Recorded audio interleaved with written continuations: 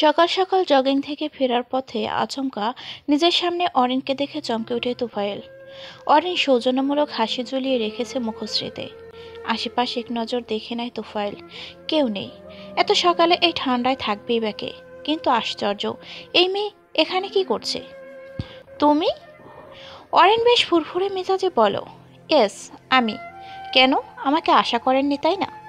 অবশ্যই, কারণ এত সকালে এই নীরবে একা একজন মেয়েকে তো অবশ্যই আশা করব না। অরেন নাক ফুলিয়ে বলো, কিন্তু কেন আশা করেনি? আশ্চর্য। আচ্ছা বাদ দিন, একটা কথা বলার ছিল। তুফাইল বেশ বিরক্তি নিয়ে বলো, কি বলার আছে তাড়াতাড়ি বলো, আমার কাজ আছে। অরেনের মন খারাপ হলো, তবুও কিছু বলল না। কি হলো বলো। বলছিলাম যে আমি আপনাকে ভালোবাসি। তুফাইলের মাথা ঘুরছে, মনে হচ্ছে এখনই আকাশ ভেঙে তার মাথার উপর পড়বে। এই মেয়ে বলে কি? কি বলছো মেয়ে? অরেন কথা টেনে টেনে বলো, আমি আপনাকে ভালোবাসি। বুঝলেন মশাই? না বুঝলে নাই, আমি বুঝিয়ে দেব। বলেই ছুট লাগালো অরেন। তুফাইল থমকালো। কি আশ্চর্য! মেয়েটার আচরণ সবই তাকে মুগ্ধ করে, তবে তা বেশি গুরুত্বপূর্ণ দেওয়া উচিত না। এসব ভাবনা মাথা থেকে জেরে ফেলে উল্টো পথে হাঁটতে লাগলো সে। হ্যাঁ বলো। বিয়ের পর ভুলেই গেছিস দেখছি, একটাবার কল করা যায় না? নীলা বেশ গম্ভীর গলায় কথাটা বলো। কণ্ঠ হাসলো। সরি আপু, একদম মনে নেই। আসলে সবার সাথে তুমি তো কথা বলোই, তাই আর আমি কিছুই বললাম না। নীলা বেশ অভিমান নিয়ে বলো, ওরা আমার শ্বশুরবাড়ির লোক, আর তুই আমার বোন হোস। সাথে যাও বটে, তবে তার থেকে আগে বোনের সম্পর্ক। আচ্ছা আচ্ছা, আর রাগ করো না। এবার থেকে নিয়ম করে ফোন করব। মনে থাকে যেন। হ্যাঁ হ্যাঁ, থাকবে অবশ্যই। কণ্ঠ ফোন রেখে দেয়। লক্ষ্য করে দেখলো নিচে বেশ চেঁচামেচির শব্দ শুনতে পাচ্ছে। নিচের দিকে নেমে যায় কণ্ঠ। চোখে ভাসমান হলো একটি সুন্দরী মেয়ে, কালো রঙের টপস অ্যান্ড মিনি স্কার্ট। কণ্ঠের চিনতে একটু ভুল হলো না, উনি তো সেই যার সাথে সেদিন তুর্যছাড় রেস্টুরেন্টে গিয়েছিল। তাকে দেখা মাত্র সরু চোখে তাকায়। আচ্ছা, তাহলে এই হলো তুর্যের বউ? সহিতা বেশ কড়া গলায় বলল। কণ্ঠ নিশ্চুপ হয়ে দাঁড়ায়, ব্যাপারটা বুঝতে চেষ্টা করে। তারই মধ্যে অহনা খান বলে ওঠে, হ্যাঁ সহিতি, ও আমার ছেলের বউ। সাহা খান ভুরু উঁচিয়ে সবকিছু দেখছে। সহিতা নিজেকে আগের মতো গম্ভীর রেখে বলল, আন্টি, আপনারা যা করেছেন আমার সাথে, এটা একদমই ঠিক হয় নাই। আর এই যে মেয়ে, তুমি একটা কথা ক্লিয়ারলি শুনে নাও, তুর্যের সাথে আমার বিয়ে হওয়ার কথা ছিল। কণ্ঠ হকচকিয়ে গেল, থমকালো। বিয়ে? অহনা খান বেশ রেগে গেলেন। উনি কিছু বলার আগে ঘর থেকে বেরিয়ে আসেন শাহিনা খান। এই মাইয়া, কি হয়েছে তোমার? এত চেঁচামেচি করো কে? সহিতা চুপ হলো। অহনা খান ফিসফিস করে বলো, আপাতত তুমি এখন যেতে পারো সহিতা। এক কাজ করো, তুমি বরং তোরজের সাথে কথা বলে নিও। সহিতার আগে ফুসতে ফুসতে খান বাড়ি থেকে বেরিয়ে আসে। ওদিকে শাহিনা খানকে ঘরে নিয়ে আসে শাহ খান। অহনা খান কণ্ঠের হাত ধরে রান্নাঘরে গিয়ে বলে, অন্যের কথায় মন খারাপ করতে নেই, তুমি সহিতার কথায় কিছু মনে করো না। কণ্ঠ এদিক ওদিক মাথা নাড়ে বলো, আচ্ছা, কিন্তু উনি কে মা? অহনা খান মিষ্টি হেসে বলো, তোর যে বেস্ট ফ্রেন্ড। বড় বউ, এদিকে আসো একটু। শাহিনা খানের ডাক শুনে সেদিকে চলে গেলেন অহনা খান। ওদিকে স্তব্ধ হয়ে দাঁড়িয়ে আছে কণ্ঠ। তার মধ্যে সাহা খান ভেতরে আসেন। সবসময় এত চুপচাপ থাকো কেন কণ্ঠ? তুমি জানো কি না জানি না, তবে শহীদের সাথে কিন্তু তুর্য কিছু একটা ছিল। শাহ খানের কথা শুনে দম বন্ধকর পরিস্থিতিতে হচ্ছে কণ্ঠের। মনে হচ্ছে কেউ যেন তার গলা চেপে ধরেছে, তাই বেশি লাই দিও না। কণ্ঠ কিছুই বলল না, ঘরের দিকে পা বাড়ায়। সারাটা দিন এসব নিয়ে ভাবতে ভাবতে কখন ঘুমিয়ে পড়ে খেয়াল নেই। সকাল থেকে তুর্য বাইরে ছিল, যার দরুন বাড়ির কারোর সাথেই তেমন কথা হয়নি।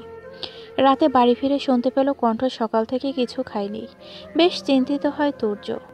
কাল মেয়েটার টেস্ট, আর আজকে কিনা সে এমন করছে। আশ্চর্য। রুমে গিয়ে দেখে লাইট অফ করে শুয়ে আছে কণ্ঠ। পরনের জামা বদলে বিছানায় গিয়ে বসে তুর্য। কণ্ঠের মাথায় হাত রাখলো। কেন জানি বেশ ভালো লাগলো মুহূর্ত। মা, আজকে পরীক্ষা আছে, আমাকে তাড়াতাড়ি যেতে হবে।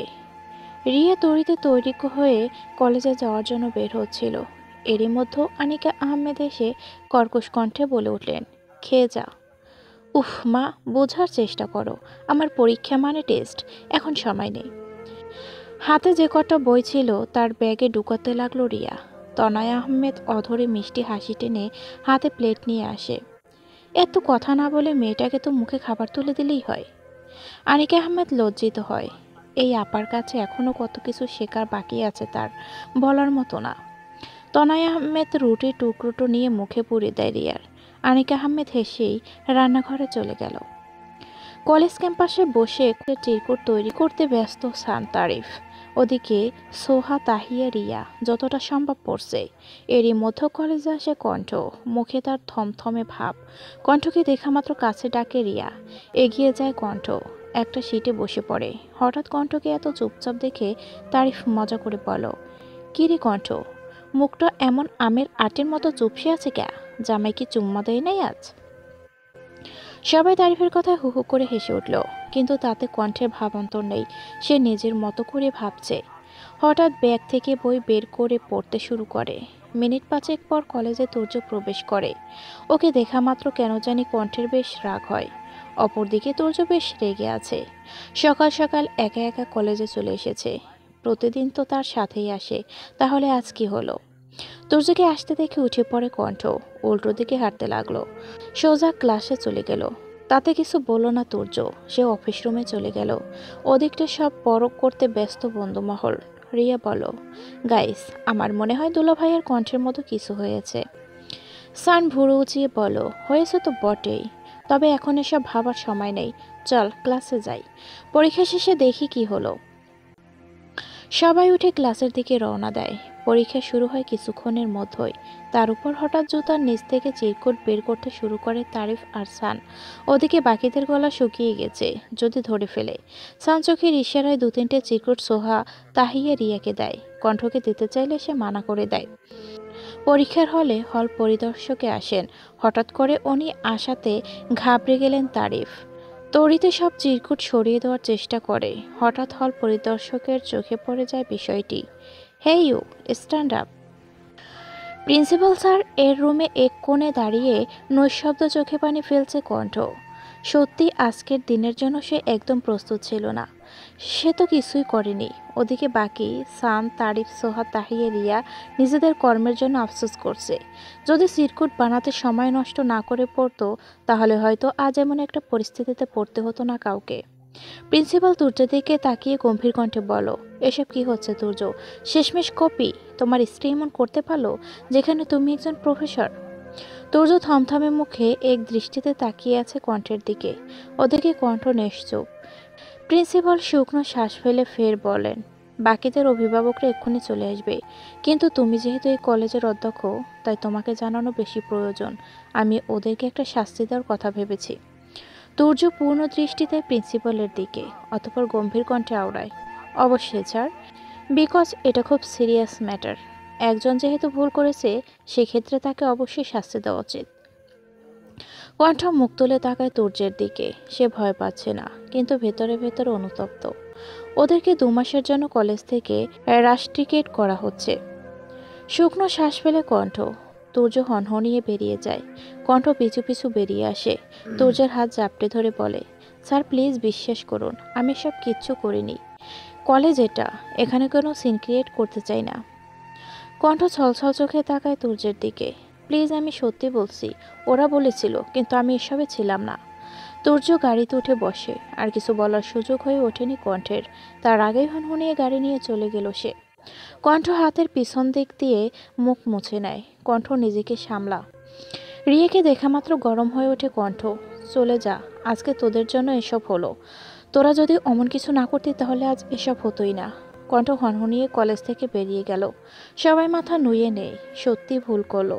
এখন কণ্ঠ এবং স্যারের সম্পর্কে কি হবে আল্লাহ জানে। নেক্সট টাইম যদি এসব ফালতু কথা বলতে আসো, তাহলে খুব খারাপ হবে। কথাটা বলে জল শক্ত করে নেয় তুফাইল। ওদিকে সামনে গালে হাত দিয়ে দাঁড়িয়ে আছে অরেন। চোখ দিয়ে পানি পড়ছে, বারংবার কেঁপে উঠছে কমলার ন্যায় দুটো ঠোঁট। সকাল সকাল তুফাইল অফিসে এসে হাজির হয় অরেন। আশেপাশে কাউকে তেমন গুরুত্ব না দিয়ে অফিসের মধ্যে ফুল দিয়ে হাঁটু গেড়ে বসে প্রেম নিবেদন করে। মিস্টার চমৎকার পুরুষ, আমি আপনাকে ভালোবাসি। দয়া করে ফুল গ্রহণ করুন এবং আমার প্রেম নিবেদন অ্যাকসেপ্ট করে নিন। এমন কাণ্ডে ভ্যাবাস্যাকা খেয়ে যায় তুফাইল। এটা যদি অন্য কোনো জায়গা হতো তাহলে মানা যেত, কিন্তু এখানে প্রচণ্ড রাগ হয় তুফাইলের। কপালের শিরা উপশিরাগুলো ফুলে ওঠে। অরিনকে বসা থেকে উঠিয়ে অফিসের বাইরে নিয়ে যেতে লাগলো। তার মধ্যে কিছু স্টাফ কানাঘুষা শুরু করেছে।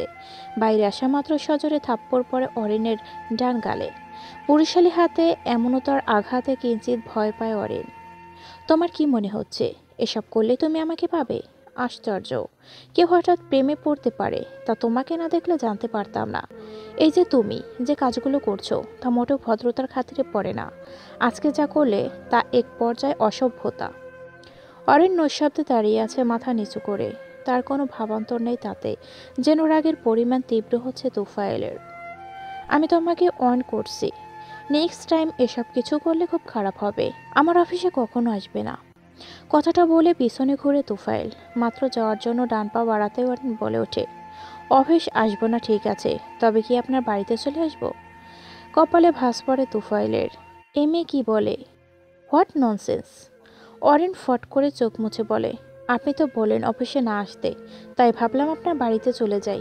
তখন তো আমাকে ভালোবাসবেন, তাই না? তুফাইল হাত মুষ্টিবদ্ধ করে তাকে নিয়ে, এই মেয়ে ফাজলামি করছে, সাহস হলো কি করে? তোমার এত সাহস, আমাকে নিয়ে মজা করছো? অরিন ব্যস্ত কণ্ঠে আওড়ায়। আরে না না, মজা করতে যাব কেন? আমি তো আপনাকে বোঝাচ্ছি আমি কত ভালোবাসি। Shut up! অরিন কি একটা ভেবে হুট করে অধর ছুঁয়ে দেয় তুফাইলের গালে। চোখ দুটো বড় আকৃতির হয়ে ওঠে, হয়তো মণিকোঠা থেকে বেরিয়ে আসবে। অরিন দাঁত দেখিয়ে দৌড়ে চলে গেল। কিয়ৎক্ষণের জন্য তুফাইলের মনে হচ্ছে পুরো পৃথিবী থমকে গেছে হয়তো।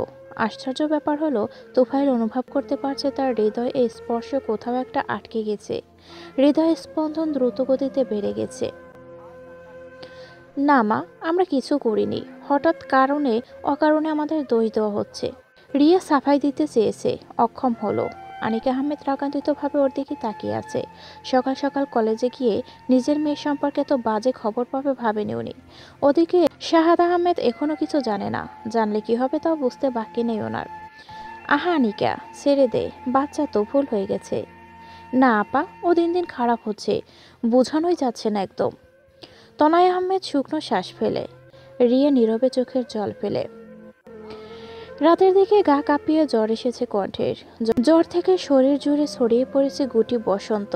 প্রচণ্ড জ্বালা করছে শরীর। এক পর্যায়ে কেঁদে উঠে কণ্ঠ। হঠাৎ কারো বলিষ্ঠ হাত দুটো আঁকড়ে ধরে কণ্ঠকে। কাঁদে না, কাল সকালেই ডাক্তারের কাছে নিয়ে যাব। তুর্যর চোখ মুখে স্পষ্ট চিন্তার ছাপ। ব্যতিব্যস্ত হয়ে উঠেছে সে। তড়িতে বিছানা থেকে উঠে বেডসাইডের লাইট অন করে কম্বল সরায় তুর্য। কণ্ঠ শুকনো ডকিলে ফেলল, ভেতরে লজ্জায় জড়িয়ে নিচ্ছে তাকে। তুর্যের কপালে ভাঁজ পড়ল, কণ্ঠের দবদবে ফর্সা শরীরে লাল লাল ফুলে উঠেছে গুটি বসন্ত। তার উপর গরমের মধ্যে সিল্কি জামা পরেছে কণ্ঠ। তুর্য বিছানা থেকে উঠে রান্নাঘরে গেল। কিছুক্ষণ পর ফিরে আসে, তবে হাতে গরম ঠান্ডা পানি নিয়ে। ছোটখাটো বালতিতে পানি নিয়ে কাছে এগিয়ে আসে কণ্ঠের। কণ্ঠ বারংবার কোকিয়ে উঠছে, তীব্র জ্বালা হচ্ছে। তুর্য আগোছরে উঠতে সাহায্য করে কণ্ঠকে। তাড়াতাড়ি জামা চেঞ্জ করে নাও। কণ্ঠ চমকে ওঠে, ভয় লাগে তার। কি বলছেন? তুর্য ফুস করে শ্বাস টেনে আলমারি থেকে পাতলা একটা সেমিজের মতো কাপড় বের করে। এটা পরে নাও, তাহলে জ্বালা কম করবে। কণ্ঠ খানিকের বিস্ময় নিয়ে বলো, এত পাতলা? সবকিছু দেখাই যাবে। তুর্য বেশ বিরক্ত হয়। তো যাক, আমি, কেউ আছে? আপনাকেই তো ভয়। কণ্ঠ বিড়বিড় করে বলল কথাটা, তবে তো স্পষ্ট শুনতে পেয়েছে তুর্য। আমি ছাড়া কাকে দেখানোর ইচ্ছে আছে? সিসি, কি নির্লজ্জ কথাবার্তা। যেটা বললাম সেটা করো। কণ্ঠ কথা বাড়ালো না, কোনো রকমে উঠে ওয়াশরুমে গিয়ে চেঞ্জ করে নেয়। তুর্য এলোমেলো দৃষ্টি ফেলে চারিদিকে। হঠাৎ যেন অতপটে কিছু একটু অনুভব হচ্ছে। কণ্ঠ আড়ষ্ট হয়ে দাঁড়িয়েছে। বুকে দ্রিম দ্রিম শব্দ প্রকাট হচ্ছে। কণ্ঠের শরীরের প্রতিটি ভাঁজ স্পর্শ। তুর্য হাতের ইশারায় কণ্ঠকে কাছে ডাকে। কণ্ঠ ধীর গতিতে এগিয়ে যায়। তুর্য আচমকা বিছানা থেকে উঠে দাঁড়িয়ে শক্তপোক্ত পুরুষালী অধর ছুঁয়ে দেয় কণ্ঠের কপালে। শুয়ে পড়ো, আমি মাথায় হাত বুলিয়ে দেই। কণ্ঠ আধুরে গলায় বলো, আমাকে ভালোবাসেন? তুর্য কথার পিঠে মুচকে হাসল। কণ্ঠকে হাত ধরে বিছানায় নিয়ে গিয়ে শুয়ে দিল। সকালের দিকে বেশ গা কাঁপিয়ে জ্বর উঠে কণ্ঠের। শরীর নাড়াতে পারল না একদম, সেই জন্য সকাল থেকে বাড়িতে থেকে কণ্ঠের সেবা করছে তুর্য। ওদিকে কলেজ থেকে রাস্ট্রিকেট করার জন্য আপাতত কেউ কারোর সাথে দেখা করতে পারছে না। সবাই মেসেঞ্জারে কলে কথা বলছে। সবার মতো সোহা তাহিয়া বারবার বলছে কণ্ঠ কোথায়, ওর কোনো খবর নেই। রিয়া সবাইকে বলেছে কণ্ঠের গুটি বসন্ত হয়েছে, কাল বাড়ি থেকে দেখতে যাবে ওকে। তুমি আমার সাথে এটা কি করে করতে পারলে তুর্য? মাত্র চোখ লেগেছিল তুর্যের। সারা রাত ঘুমোতে পারেনি কণ্ঠের জন্য। কণ্ঠ হয়তো মাত্র ঘুমিয়েছে, মেয়েটা পুরো রাত কেঁদেছে। ফোন বেজে ওঠার সাথে সাথে তন্দ্রা কেটে দেয় তুর্যের। বেডসাইড টেবিল থেকে ফোন তুলে দেখে সহিতা কল করেছে। ফোনটা কানে তোলা মাত্র সহিতা কান্নাকাটি করতে লাগলো। প্লিজ তুর্য, তুমি কণ্ঠকে ছেড়ে আমার কাছে চলে আসো। I love you. What nonsense Sahita, তুই কি পাগল হয়ে গেছিস? আমার বিয়ে হয়েছে, I am married. So what? আমার এতে কোনো প্রবলেম নেই। তুমি বলেছিলে আমাকে বিয়ে করবে। স্টপ, আমি কখনো কথা দেইনি। বাই দ্য ওয়ে, তুই আমাকে জোর করেছিলি, বারবার ফোর্স করতি। তুর্য, আমি কিন্তু তোমাকে ভালোবাসি ভীষণ, প্লিজ আমার কাছে চলে আসো। শহীদা, তুই নিজেকে সামলা। কি বলছিস মাথা ঠিক নেই, আমি পরে কথা বলছি। তুর্য ফোন কেটে দেওয়া মাত্রই সহিতা রাগান্বিত হয়ে ফ্লোরে ফোন ছুঁড়ে ফেলে দেয়। Turya, I love you damn it.